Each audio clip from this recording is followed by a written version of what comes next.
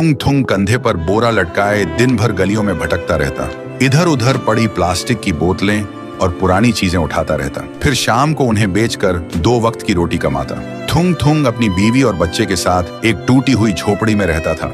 गरीबी इतनी थी कि कभी कभी नमक रोटी भी नसीब नहीं होती थी। भूख मिटाने के लिए पेड़ों के पत्तों का सहारा लेना पड़ता। फिर भी थुंग थुंग ने कभी चोरी का सहारा नहीं लिया। एक दिन थुंग थुंग थका हारा श्मशान के पास बैठा था। शाम ढल चुकी थी और हवा में जले हुए लकड़ों की बू थी। तभी उसे मिट्टी के नीचे से हल्की सी रोशनी चमकती दिखी। वह धीरे से उठा और मिट्टी खोदने लगा। कुछ ही देर में उसे जमीन के अंदर से एक पुराना सा लोहे का घंटी वाला दिया मिला। जैसे ही उसने उसे उठाया, एक भारी आवाज गूंजी, जो भी इस दिए को जगाएगा उसकी हर इच्छा पूरी होगी, लेकिन बदले में उसकी सबसे प्यारी चीज चली जाएगी। थुंग थुंग का दिल जोर जोर से धड़कने लगा।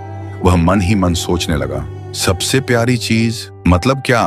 वह घर लौटा और बीवी को सब बताया। बीवी ने ध्यान से सुना। उसकी आंखों में डर भी था और थोड़ी सी उम्मीद भी। फिर बोली, 3 दिन से बच्चा भूखा है, क्यों ना पहले खाना मांग ले। थुंग थुंग ने कांपते हाथों से दिया जलाया और धीरे से बोला, हे दिए, मेरे भूखे बच्चे के लिए अनाज दे दो, बस पेट भर खाना दे दो। अचानक पूरी झोपड़ी अनाज और रोटियों से भर गई। बीवी खुशी से रो पड़ी। लेकिन उसी रात थुंग थुंग ने देखा उसका बच्चा चुपचाप कोने में बैठा है और उसे पहचान नहीं रहा। सुबह तक बेटा उसका नाम भूल चुका था।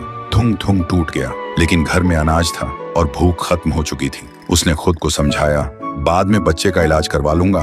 फिर उसने सोचा, एक और बार इस्तेमाल कर लेता हूँ। इस बार उसने मांगा, हे दिए, पक्का मकान और दुकान दे दो। पलक झपकते ही टूटी झोपड़ी की जगह एक सुंदर पक्का घर बन गया और बगल में भरी हुई दुकान खड़ी थी।